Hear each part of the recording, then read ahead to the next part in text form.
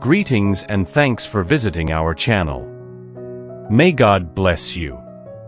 Jesus Christ forewarns us of the Antichrist's impending arrival. Be wary of false prophets. They present themselves to you as sheep. On the inside, though, they are vicious wolves. Not every person who addresses me as Lord, the Lord shall ascend into the heavenly realm, but only the one who carries out my Father's will, who resides in paradise. I'll hear from anyone on that day. Did we not prophesy in your name, Lord? And drive forth devils in your name, and work many miracles in your name? I will then tell them straight, you are someone I never met. Go, you wicked people. What if I told you that, though? Antichrist has already become trapped. Here. A place Muslims are well familiar with. That is Mecca's Kaaba. Regarding who is truly in restraint at the Kaaba, there is a startling reality. Let's observe and wait. Furthermore, I am aware of the two of you. And the world in which I live is very convoluted and chaotic. Eagerly awaiting the announcement of the Antichrist's imminent arrival. You can experience some fatigue and fear. But all right, this is a team effort. Let us offer prayers to the Almighty, to implore Him to keep us safe. In the space provided for comments below, write your message to God. To show your appreciation for our material and to help us out, please click the Super Thanks button below. It's more than a contribution, your super thanks. It is a blessing that helps us in spreading the good news of Jesus' life-changing trip. With this honesty, I think all of our prayers will be answered and blessed by God. To gauge your level of Bible knowledge, try answering the following before we go discover what God wants to disclose. Who in the Bible is predicted to be the Antichrist in an Islamic setting, is the query. A. Baldi, Moses B. Isa C. Muhammad. Time to reflect. Kindly respond in the comments section. The remark contains the right response. Please check it out at Mecca's Al-Haram Mosque. The Kaaba, the holiest structure on earth, is situated there. In Islamic culture, it holds immense significance. Travelers heading to Saudi Arabia for the Umrah circuit or Hajj rotate the Kaaba 7 times in a counterclockwise orientation, presenting requests to Allah. Few people are aware of or have seen what is inside the Kaaba. We attempted to examine what was and is within the Kaaba in this blog.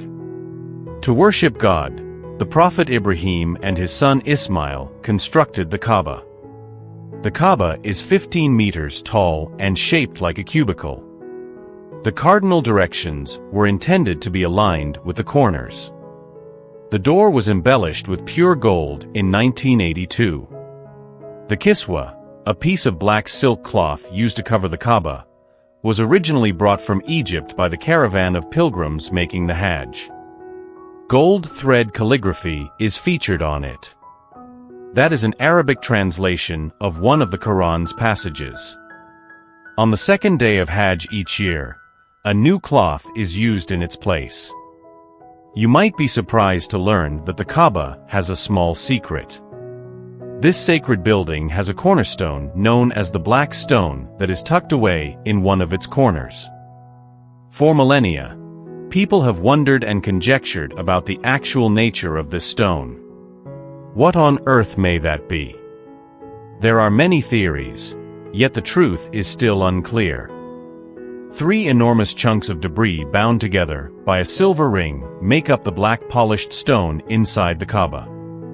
A ring of stones encircles them as well. Legend has it that the stone was once white and arrived with Adam. The transgressions many pilgrims who kissed and stroked it, causing it to take on its present black hue. The 30 cm diameter black stone, which is positioned 1.5 meters above the ground, is situated on one of the Kaaba's margins. People attempt to kiss the Kaaba when they conduct tawaf, and if they are unable to, they must point at it. It is necessary to say Takbir Allah Akbar, the stone that the builders rejected, before crossing it. The corner's head is now the same. The cornerstone is now the stone that the builders rejected. This has been accomplished by the Lord, and we find it amazing. This day, the Lord has accomplished it. Let's celebrate and be happy today.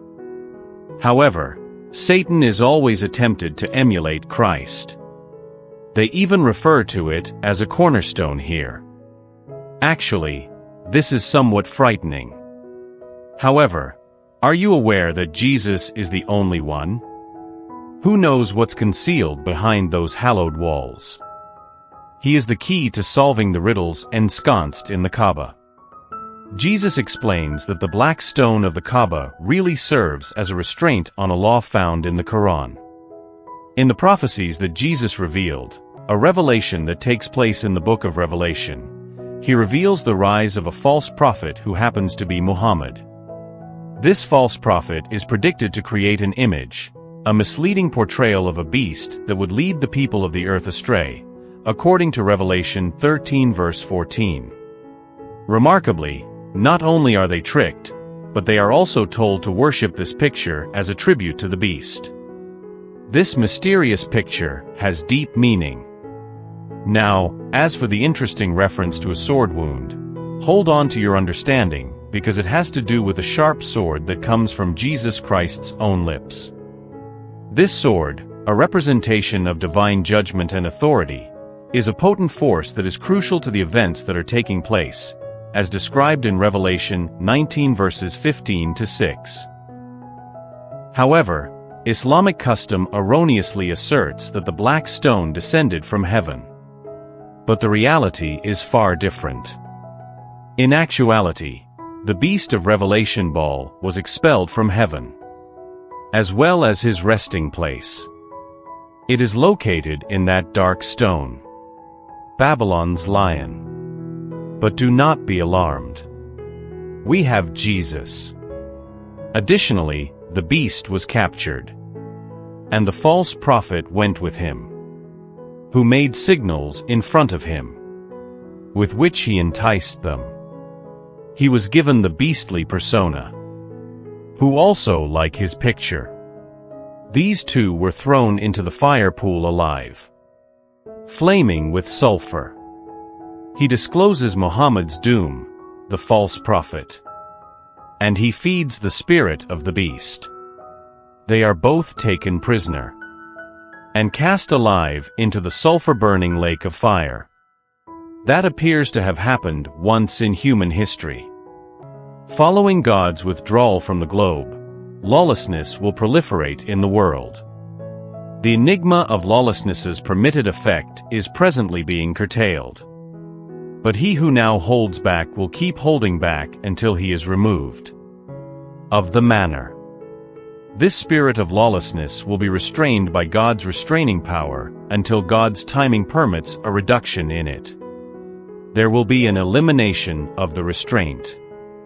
The globe will become lawless at that moment.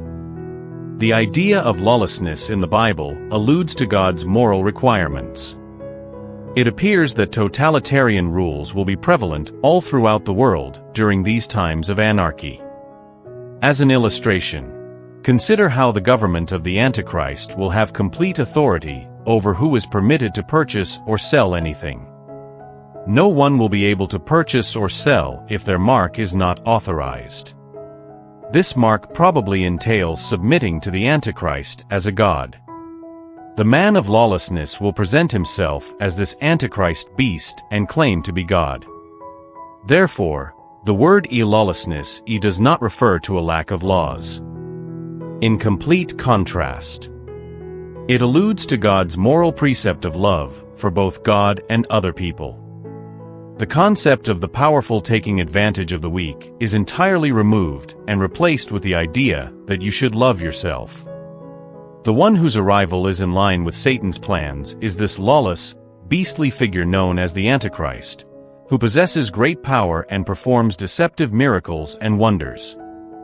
According to Revelation, this beast and his false prophet create an image of the beast that has breath and will destroy anybody who refuses to believe in it. They also cause fire to descend from heaven and the false prophet to heal the beast's fatal wound, to adore it and bow down to it. Those who will die because they did not accept the love of the truth will bear the consequences of all this deceit and evil.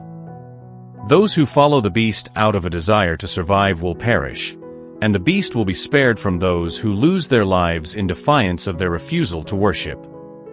God will thus cast a deceptive force onto them in order for them to accept untruths and for the purpose of judging them all who refuse to accept reality, but delighted in immorality.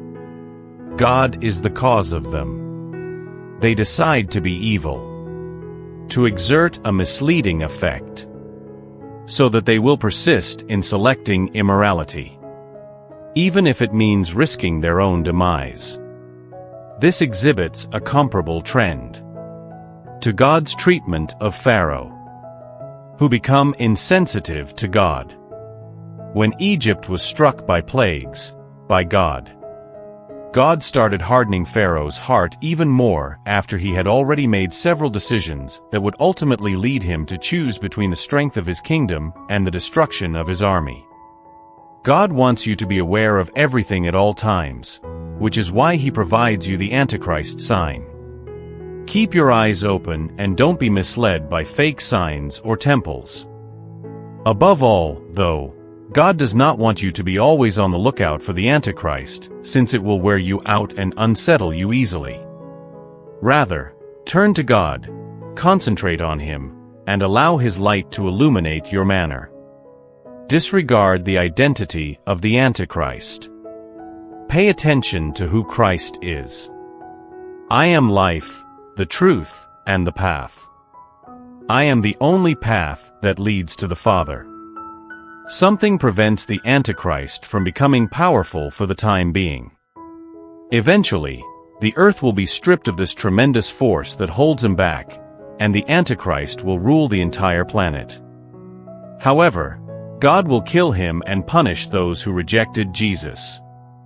Jesus says that when the Son of Man comes back, there will be a great deal of grief because everyone will see him, including all the earthly peoples and those who wounded him. First to be gathered and burnt are the weeds, signifying a verdict or penalty for those who reject Jesus Christ's atoning sacrifice. Thus, simply maintain your faith in what God has planned. He'll get everything ready for you when he gets back. You must use caution and discern the messages that God is attempting to convey to you. Let's pray fervently at the same moment, asking God to keep us vigilant and ready to receive him back. In the name of the Holy Spirit, the Father, and the Son. O Lord, give me the courage to be alert and spiritually aware despite the difficulties and lies that may surface prior to the arrival of the Antichrist. May your word be my compass in dark times, and may your light guide me. Uncertainty. Please assist me in seeing the signs of the times and adhering to your teachings. Father, I give thanks to those who, whether intentionally or unintentionally, oppose and reject your love. Lord, soften their hearts and let them see the reality of your grace. May the light of your love shine through the gloom that obscures their perception and bring them back into your arms. In a divided world,